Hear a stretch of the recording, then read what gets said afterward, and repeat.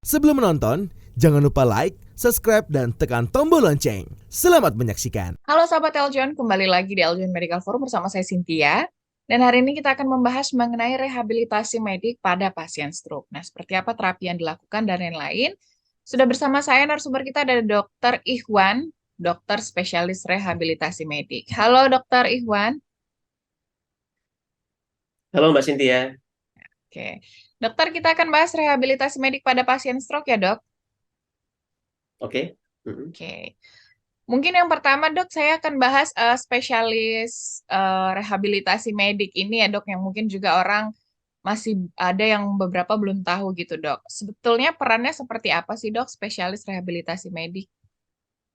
Jadi spesialis rehabilitasi medik adalah bidang spesialisasi yang menitik beratkan pada pemulihan fungsi untuk berbagai kondisi penyakit. Salah satunya di stroke ini. Jadi kalau spesialis saraf berperan untuk pengobatan stroke, kondisi stroke-nya, rehabilitasi medik bertindak sebagai spesialis penunjang untuk mengembalikan fungsi-fungsi yang terganggu. Biasanya pada kondisi stroke banyak sekali fungsi-fungsi yang terganggu, misalnya fungsi otot, fungsi indera seperti fungsi pendengaran, penciuman, penglihatan itu semua bisa terganggu. Nah, peran dokter rehabilitasi medik adalah membantu fungsi-fungsi tersebut bisa berfungsi lagi seperti sedia kala atau minimal memaksimalkan fungsinya. Sehingga pasien tidak mengalami gangguan dalam aktivitas sehari-hari dan kualitas hidupnya dapat lebih baik. Kira-kira Oke, begitu, India. baik. Oke, jadi apa namanya untuk artinya setelah sembuh ya dokter ya, atau seperti apa dokter boleh dilakukan rehabilitasi medik ini pada pasien stroke? Ya, jadi tindakan rehabilitasi medik sendiri dilakukan sesegera mungkin. Hmm. Kita bisa masuk berperan mulai dari fase akut, yaitu fase beberapa hari setelah serangan stroke. Tujuannya apa? Untuk mencegah agar kerusakan yang diakibatkan oleh stroke tidak semakin luas. Di sini kita Hmm. bekerja sama dengan dokter saraf, spesialis saraf. Nah, untuk melakukan rehabilitasi tersebut ada berbagai macam modalitas atau alat-alat yang bisa kita pakai. Tentunya berbeda. Nanti kita bahas lebih lanjut ya, Mbak Cynthia. Ada fase-fase. Nah, fase yang awal tadi yaitu fase akut, em, tentunya berbeda dengan alat-alat dan tindakan yang kita lakukan di fase yang lebih lanjut atau fase kronis. Jadi, kembali lagi, dokter spesialis rehabilitasi medik ini berperan sesegera mungkin, yaitu mulai dari fase akut. Oke, baik. Jadi seperti apa saja dokter rehabilitasi yang bisa dilakukan untuk pasien stroke ini, dok? Jadi kalau kita bagi secara fase ada tiga fase, fase rehabilitasi stroke. Yang pertama fase akut, yaitu beberapa hari sampai 2 minggu setelah serangan stroke. Yang kedua yaitu fase subakut yang berlangsung kira-kira setelah 2 minggu pasca serangan stroke, dan yang ketiga yaitu fase kronik. Fase subakut 2 minggu sampai 6 bulan setelah fase serangan stroke, dan yang terakhir adalah fase kronik yaitu di atas 6 bulan setelah serangan stroke. Mm-mm. Kenapa dibagi menjadi fase-fase ini? Karena perkembangan otak, penyembuhan pasca stroke itu berbeda pada setiap fase, sehingga dibutuhkan modalitas atau alat-alat terapi yang juga berbeda. Seperti itu, Mbak. Ya. Oke, jadi ada beda-beda ya dokter ya. Kalau fase yang pertama dokter itu seperti apa dok? Nah, jadi fase akut tadi ya, fase akut itu sekitar beberapa hari sampai 2 minggu setelah serangan stroke.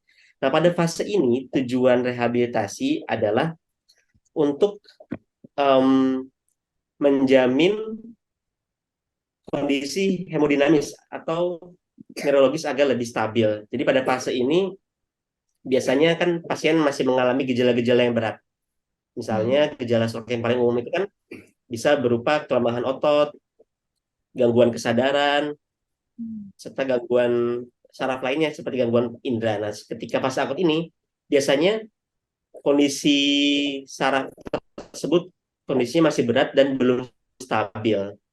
Selain itu kondisi hemodinamis atau gangguan aliran darah juga biasanya belum stabil. Nah, peran rehab di sini adalah untuk membantu kestabilan aliran darah dan saraf tersebut sehingga tidak semakin berat gejala-gejalanya. Nah, untuk Oke. terapinya sendiri, Mbak Cynthia, biasanya lebih berupa terapi terapi untuk mencegah komplikasi akibat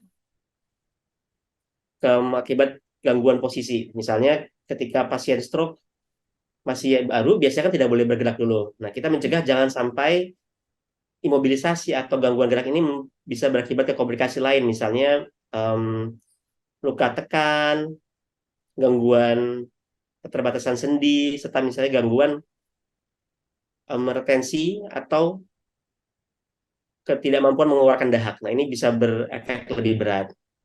Jadi Mm-mm. biasanya kita berikan terapi-terapi latihan di tempat tidur dulu untuk fase ini biasanya. Mm-mm. Fase selanjutnya dokter setelah akut dok seperti apa dok? Setelah akut yaitu fase subakut. Nah, pada fase ini peran rehabilitasi medik bertujuan untuk meminimalkan disabilitas akibat stroke dan mengoptimalkan pemulihan fungsi dengan memberikan intervensi yang memaksimalkan aliran darah ke otak dan membantu pertumbuhan sel-sel saraf yang rusak gitu ya. Jadi ketika fase ini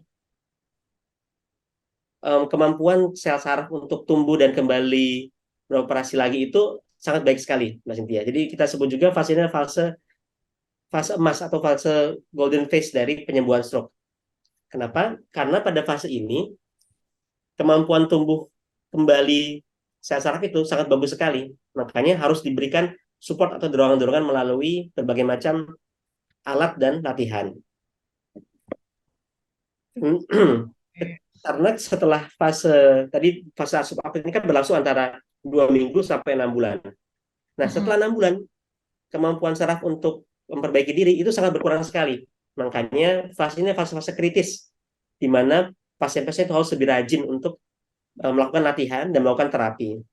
Tujuannya agar disabilitas atau gangguan-gangguan fungsi yang didapatkan akibat stroke itu tidak menjadi permanen gitu Mas Setia. Mm-mm. Makanya yaitu pasien-pasien memiliki motivasi yang baik agar ketika 2 minggu sampai 6 bulan pasca stroke ini lebih rajin latihannya. Gitu. Nah, Mm-mm. untuk terapi-terapinya sendiri kita sesuaikan dengan disabilitas pasien. Misalnya pasien mengalami kendalanya apa aja nih? Gangguan misalnya kelemahan otot. Nah, latihan-latihan dan alat yang kita pakai itu bertujuan untuk meningkatkan fungsi otot tersebut. Mm-mm. Pilihan terapinya diantaranya ada alat elektrostimulasi, ada alat diatermi atau pemanasan, dan terapi latihan yang paling penting. Mm-mm. Oke. Nah, itu di Kalau fase waktu Mbak Cynthia. pas yang terakhir dokter? Fase terakhir adalah fase kronis. Nah, ini adalah fase di atas 6 bulan. Tujuan dari fase rehabilitasi pada fase ini adalah untuk pemulihan dan reorganisasi sistem saraf. Jadi biasanya pada waktu di atas 6 bulan ini, saraf-saraf yang tadinya rusak sudah mulai tumbuh, namun mengalami pertumbuhan yang lebih lambat daripada ketiga fase suaku tadi. Karenanya pada fase di atas 6 bulan ini tujuan rehabilitasi lebih untuk memungkinkan pasien melakukan aktivitas sehari-hari dengan keterbatasan yang pasien tersebut miliki. Jadi misalnya karena pasien mengalami kekelemahan otot, maka pasien harus mengalami modifikasi dalam aktivitas hidupnya. Nah, inilah peran rehabilitasi medik, yaitu untuk membantu pasien melakukan aktivitas sehari-hari dengan keterbatasan tersebut. Bisa melalui modifikasi alat-alat untuk sehari-hari, misalnya modifikasi alat makan, atau mengajarkan pasien strategi-strategi bagaimana agar tetap melakukan aktivitas dengan mandiri, walaupun memiliki keterbatasan tadi. Misalnya pasien memiliki gangguan jalan, kita berikan alat-alat bantu jalan. Lalu kita berikan strategi-strategi, kita ajarkan bagaimana cara melakukan aktivitas dengan aman dan sebisa mungkin tetap mandiri. Karena ketika pasien tidak mandiri dalam melakukan aktivitasnya, maka komponen-komponen lain hidupnya juga akan terganggu. Misalnya komponen sosialnya, komponen psikologisnya juga akan terganggu secara tidak langsung dari ketidakmandirian tersebut. Ya, kira-kira begitu untuk fase kronis secara umum, Mbak Cynthia. Oke. Kalau prosedur atau persiapannya sendiri dokter sebelum rehabilitasi medik untuk pasien pasca stroke ini seperti apa sih dok? Apakah ada yang perlu diperhatikan gitu dok?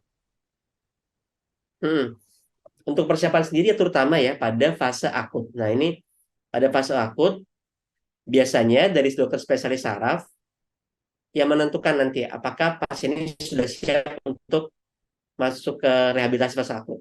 Karena ketika kondisinya masih sangat-sangat tidak stabil, ya, hemodinamis atau gangguan aliran darah ke otak dan gangguan sarafnya masih sangat berat, biasanya tidak dianjurkan untuk menjalani rehabilitasi dulu. Tapi perlu melakukan stabilisasi dulu agar aman. Nah, bagaimanapun tindakan-tindakan rehabilitasi juga memiliki efek samping apabila dilakukan tidak tepat gitu. Jadi biasanya persiapannya adalah persiapan kondisi tubuhnya harus fit dulu. Itu pada fase akut. Pada fase subakut dan kronis, pasien-pasien perlu untuk mempersiapkan tubuhnya agar fit untuk mengikuti latihan. Jadi rehabilitasi ini adalah proses yang tidak sebentar ya, lama, sehingga seringkali membutuhkan motivasi yang kuat dan tubuh yang kuat. Oleh karena itu pasien perlu mempersiapkan dengan mengkonsumsi makanan yang baik, gizi yang cukup, serta beristirahat yang cukup. Karena cukup melelahkan loh ya Mbak Cynthia ini. Banyak pasien-pasien itu yang sayang sekali putus tengah jalan rehabilitasinya karena tadi badannya tidak fit, karena istirahat dan konsumsi gizinya juga tidak cukup. Akhirnya fase perkembangan saraf yang saya bilang tadi golden phase tadi akhirnya terlewati hanya karena pasien tidak mempersiapkan dengan baik dari segi istirahat dan gizinya. Oke, kalau terlambat dokter lama banget gitu ya dokter untuk melakukan rehabilitasi itu masih memungkinkan nggak dok? Atau berdampak seperti apa kalau terlalu lama? Jadi sistem saraf kita ini, sel saraf itu merupakan sesuatu yang unik ya, yaitu memiliki kemampuan untuk tumbuh dan membuat sambungan-sambungan baru antar sel saraf lainnya. Nah, ketika serangan stroke, sel saraf ini kan rusak dan sambungan-sambungan antar selnya putus. Namun karena tadi sel saraf memiliki keajaiban untuk terus tumbuh, kalau kita sebut itu namanya neuroplastisitas, istilah medisnya, yaitu kemampuan sel saraf untuk tumbuh kembali, memperbaiki diri, dan membuat sambungan baru. Nah, kemampuan neuroplastisitas ini, kemampuan untuk memperbaiki diri ini, itu berkurang seiring waktu. Terutama tadi fase di atas 6 bulan atau fase kronis. Kemampuannya akan sangat berkurang dibandingkan ketika fase subakut di bawah 6 bulan. Oleh karena itu, kita selalu memotivasi pasien untuk melakukan rehabilitasi serajin mungkin di bawah 6 bulan. Apakah ketika di atas 6 bulan kemampuan untuk perbaiki sel saraf ini tidak ada? Tentunya tidak. Tetap ada. Kemampuan neuroplastisitas atau kemampuan perbaiki diri tetap ada, namun akan sangat berkurang dibandingkan di bawah 6 bulan. Jadi, jangan sampai pasien merasa bahwa tidak mungkin ada harapan lagi. Tidak. Tetap akan kita berikan latihan, akan kita berikan terapi-terapi untuk memaksimalkan pertumbuhan sel saraf yang baru dan sambungan sel saraf baru. Namun, mungkin pasien perlu memahami bahwa kemajuan yang dicapai akan lebih lambat dan akan tidak signifikan perkembangannya dibandingkan apabila terapi dan rehab itu dilakukan di bawah 6 bulan. Kira-kira begitu, Mbak. Jadi tetap bisa akan ada perbaikan, namun kemampuannya tidak signifikan dan kemajuannya akan lebih lambat apabila dilakukan terapi lebih cepat. Oke, dan lebih lama juga kemajuannya ya dokter ya jika terlambat. Sahabat Aljan, itu dia tadi mengenai rehabilitasi medik untuk pasien pasca stroke, tapi jangan kemana-mana karena kita akan membahas kembali tetap di Aljan Medical Forum.